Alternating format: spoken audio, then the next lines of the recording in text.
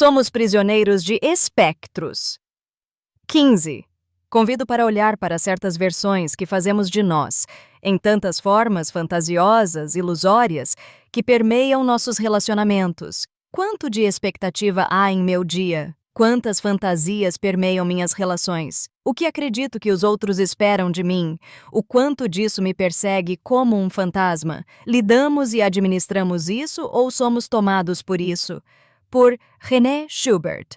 Na correria do dia a dia, entre relatórios, reuniões, tarefas, contas a pagar, telefonemas, e-mails urgentes, mensagens não respondidas, atualizações nas mídias sociais, videochamadas, atividades recreativas e esportivas, happy hours, hobbies, aulas, encontros sociais. Ufa! Muitas vezes apercebemo-nos autômatos, no piloto automático, em uma espécie de transe, alienados de nós mesmos, seguindo por vezes informações, jeitos, formas, tendências, mas sem saber muito bem como, onde e quando isso começou. Você alguma vez percebeu isso? Em caso afirmativo, bem, isso não é tão incomum assim. Em vários aspectos em nossa vida, consciente ou inconscientemente, direta ou indiretamente, nos iludimos, sem pensar.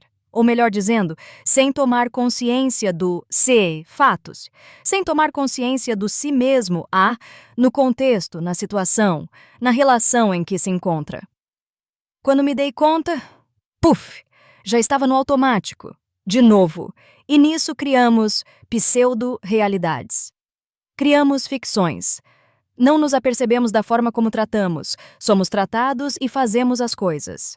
Negamos, omitimos, fantasiamos, falseamos a realidade. E talvez essas atitudes estejam mais intensas e frequentes neste momento atual, de virtualidade. A realidade, os relacionamentos e a comunicação são virtuais. As atividades online tomam cada vez mais espaço e tempo. Estamos em novos tempos. Tempos globalizados e hiperconectados, tempos, como nos diz Zygmunt Bauman, de modernidade líquida. É neste cenário e momento sociocultural online que muitas crianças e jovens estão imersos e se desenvolvendo. Novos paradigmas, novos desafios, novas formas de se relacionar e de se comunicar. Se já era natural haver uma certa distância entre as gerações dos pais e dos filhos, isso se tornou mais evidente e potencializado nos dias atuais. A tecnologia, as mídias, os aplicativos, os games, todos os ambientes virtuais têm enorme poder de sedução sobre crianças, jovens e adultos. Os adultos criam a tecnologia, as crianças nascem imersas nela. Portanto, quanto mais jovem, mais difícil a percepção e a diferenciação entre realidade e fantasia, do real e do virtual, do tocar, no sentido físico, e do estar em contato, no sentido virtual, do conversar pessoalmente, olho no olho, para o chat em aplicativos, dedilhando. O encontro e relacionamento com o outro no sentido físico e íntimo é uma vivência cheia de desafios, mal-entendidos, afetos e emoções à flor da pele, com significação e ressignificação. Uma montanha russa. O encontro virtual é uma máscara ideal e irreal. Um personagem. Torna-se uma proteção e ilusão promovidas e mantidas por avatares facilmente moldados, vaidosos, na moda, impulsivos e com baixíssimo limiar de frustração. Qualquer dificuldade, block, é apagado ou excluído. E os limites? Bem, os limites e fronteiras no mundo virtual são efêmeros. Caso não tenhamos claros os limites e fronteiras na nossa vida diária, no convívio em sociedade, na troca relacional com nosso corpo, esses serão ainda mais etéreos e difíceis de delimitar no mundo virtual. Criamos um perfil nas mídias sociais, um personagem da forma como gostaríamos, ou melhor, da forma que acreditamos que as pessoas gostariam que nós fôssemos. Assim, fazemos parte e somos aceitos dentro deste universo imaginário volátil online. Você pode prosperar sendo curtido ou sucumbir sendo cancelado. Aceito ou deletado. E nesta lógica, ficamos presos aos personagens espectros de nós mesmos. Quantos ideais e expectativas temos? Quantas expectativas o outro, imaginário, tem sobre nós? O que esperam de mim e o que quero para mim? E às vezes, com meu avatar, eu pareço tão feliz. Tenho tantos amigos e todos os recursos, atualizações, ranking, poder. Quantas vezes me refugio neste mundo? E não estou falando apenas dos videogames, mas das mídias e redes sociais. Estamos sempre conectados e em contato virtual. Estou me comunicando virtualmente e, quando me dou conta, quanto tempo já estou conectado? Aquilo aconteceu de verdade ou foi apenas virtual? Imaginado? Meu corpo estava envolvido ou apenas minha mente? É aí que percebo que, às vezes, a mente mente. No lugar do real, criamos uma ficção referente, representante de algo sobreposto, colado sobre o que se mostrava na realidade. Uma espécie de farsa, um teatro de sombras, a fantasia de uma superação da realidade pela imaginação, um antídoto para a frustração e para o desprazer. Parte consciente, em grande parte inconsciente. Vou mantendo, assim, a zona de conforto e a falsa ideia de controle da realidade. Seguem algumas reflexões disponíveis nas mídias sociais, são reflexões de pensadores brasileiros. Guarde suas expectativas. Ou, se possível, não crie expectativas. Se você espera muito e nada acontece, você se decepciona. Se você espera nada e algo acontece, você se surpreende. Pedro Bial. Excesso de expectativa é o caminho mais curto para a frustração. Marta Medeiros. Expectativa é igual paçoca. Do nada esfarela tudo. Ditado popular. Gostei particularmente desta última, a verdade na sabedoria popular, sobre expectativas. Ou seja, paçoca. Isso é tão verdadeiro. Ou, ao menos, toca em verdades. O que eu vejo, ouço, sinto na relação com o outro é real? Ou são as minhas expectativas projetadas, falando, ouvindo e sentindo? Eu, espectro. Expectativa mais espectro. O outro, ou me relaciono com ele, tal qual ele se mostra e é. Claro que relações são a dois, ou seja, todos nós espectramos. A dúvida é, nos relacionamos? Formamos laços, vínculos, trocas reais com o outro? E conosco mesmo? Será que me relaciono ou me espectro a mim mesmo? Vivo a vida ou flutuo em uma bruma de ilusão? Expectation is the opposite of relationship.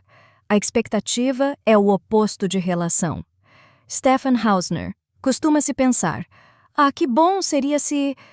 E se ele, pudesse entender isto, que decepção que ele, me causou.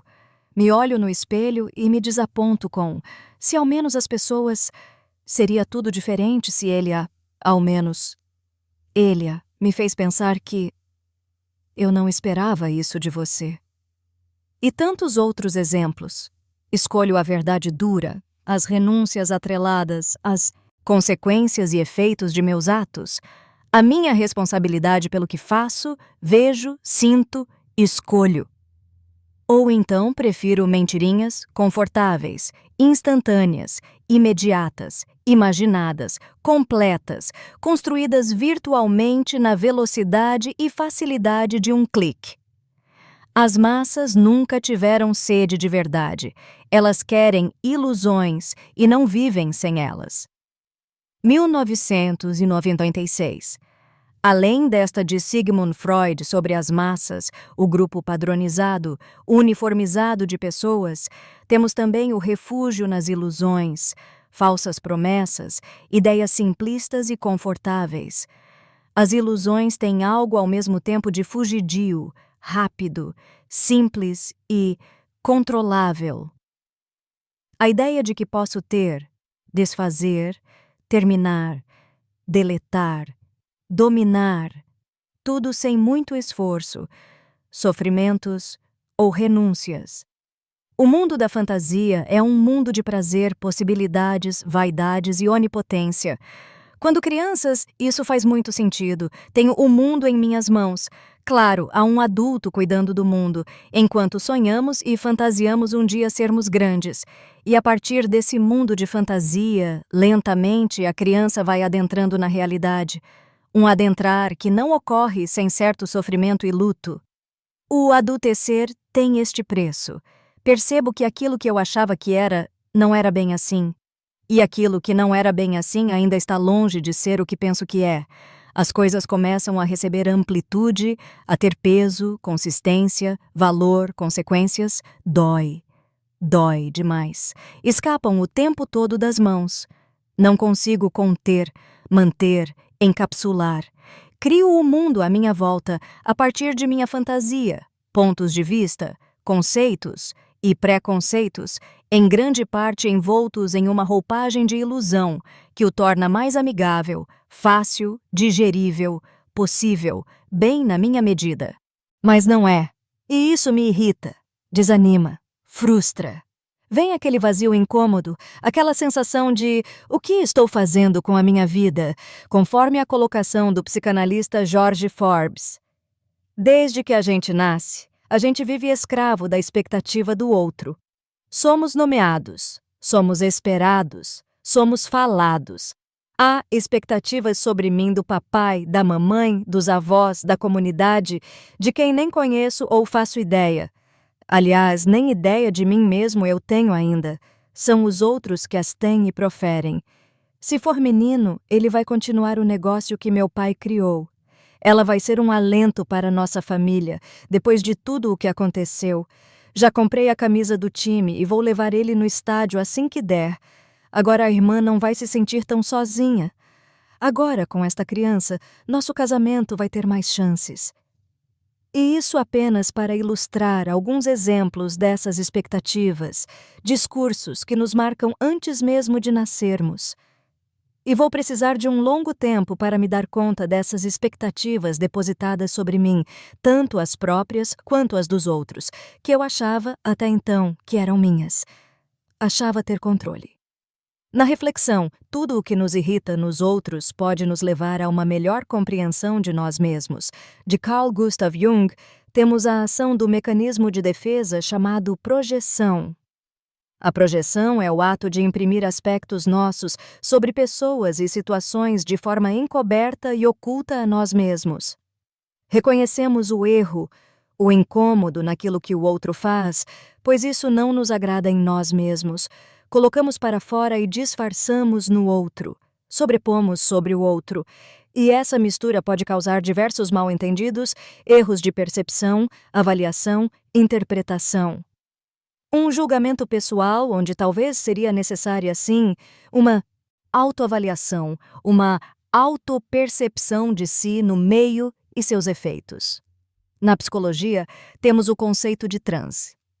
Em algum momento do dia de uma pessoa, certo evento, situação, acontecimento, engatilha uma lembrança anterior, por vezes muito antiga, e, de forma inconsciente, a pessoa fica em um estado alterado de consciência, não respondendo mais pontualmente ao evento no momento presente, mas da forma como havia respondido, ou melhor, reagido, em algum período do passado.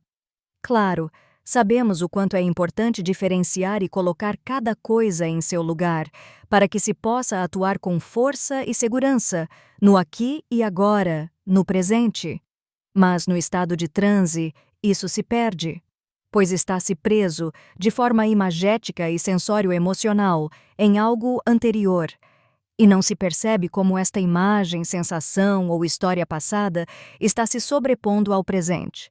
O transe impede a pessoa de agir no presente, mas sim, ela reage ao presente. A partir disso, o processo psicoterapêutico, por exemplo, busca então tornar o cliente consciente de si e também de seus recursos internos e externos.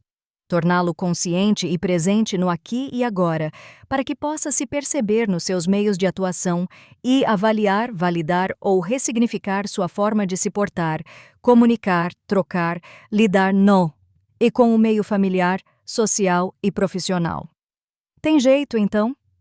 O ponto aqui é a saída do transe, da alienação de si, do automatismo, da expectativa sobre tudo e todos. As expectativas e fantasias precisam ser vistas, reconhecidas, revistas e conscientemente adaptadas e atualizadas. Que tal fazermos o exercício de tomar as coisas como são? Tomar contato com a realidade nua e crua, sem acréscimos, certo ou errado, bom ou mal, sem mudanças, a não ser a nossa própria. Nós observamos, avaliamos, respiramos fundo, adaptamos, fazemos concessões, renúncias, negociamos, comunicamos, trocamos com nossos pares. Nos modelamos, nos flexibilizamos, conscientemente. Nosso exercício diário e postura é reconhecer o que se mostra, da forma como se mostra. Tomar consciência disto. Diferenciar aspectos, processos, personagens. Ressignificar, elaborar e lidar com o percebido, conscientizado e apreendido a partir daí. Assim, tornamo-nos adultos e pagamos o preço. Assumimos as consequências e tomamos consciência de nosso lugar e possibilidades neste curso da vida. Talvez da nossa vida. O fato é que as ilusões continuarão existindo, os processos inconscientes e conflitos internos e externo também, assim como as expectativas do outro e as próprias, por vezes tudo junto e misturado. É um processo de maturação. Maturar as ações, os pensamentos, as perspectivas, a postura. Um caminhar de autoconhecimento, crescimento e desenvolvimento que vai acontecendo enquanto caminhamos, conscientes de nossos erros, falhas e fracassos e seguindo adiante, tendo estes como avisos, alertas, aprendizados. É uma escolha, uma tomada de decisão. Sigo esperando e criando expectativas? Ou reconheço o que está à minha frente, sem tentar controlar a realidade, sem tentar alterá-la, maquiá-la, falseá-la? Permito-me viver sem nada esperar. Deixo esta realidade tocar o meu corpo, sinto-a e, a partir disso, entro em relacionamento com a vida. Permito-me dançar nos movimentos da vida. À medida que esta se mostra e realiza, vou me transformando. São tomar contato com a realidade nua e crua, sem acréscimos, certo ou errado, bom ou mal, sem mudanças, a não ser a nossa própria. Nós observamos, avaliamos, respiramos fundo, adaptamos, fazemos concessões, renúncias, negociamos, comunicamos, trocamos com nossos pares. Nos modelamos, nos flexibilizamos, conscientemente. Nosso exercício diário e postura é reconhecer o que se mostra, da forma como se mostra, tomar consciência disto, diferenciar aspectos, processos, personagens, ressignificar, elaborar e lidar com o percebido, conscientizado e apreendido a partir daí. Assim, tornamo-nos adultos e pagamos o preço.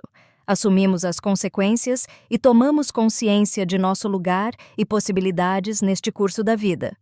Talvez da nossa vida. O fato é que as ilusões continuarão existindo, os processos inconscientes e conflitos internos e externo também, assim como as expectativas do outro e as próprias. Por vezes, tudo junto e misturado. É um processo de maturação. Maturar as ações, os pensamentos, as perspectivas, a postura. Um caminhar de autoconhecimento, crescimento e desenvolvimento que vai acontecendo enquanto caminhamos. Conscientes de nossos erros, falhas e fracassos e seguindo adiante, tendo estes como avisos, alertas, aprendizados. É uma escolha, uma tomada de decisão. Sigo esperando e criando expectativas?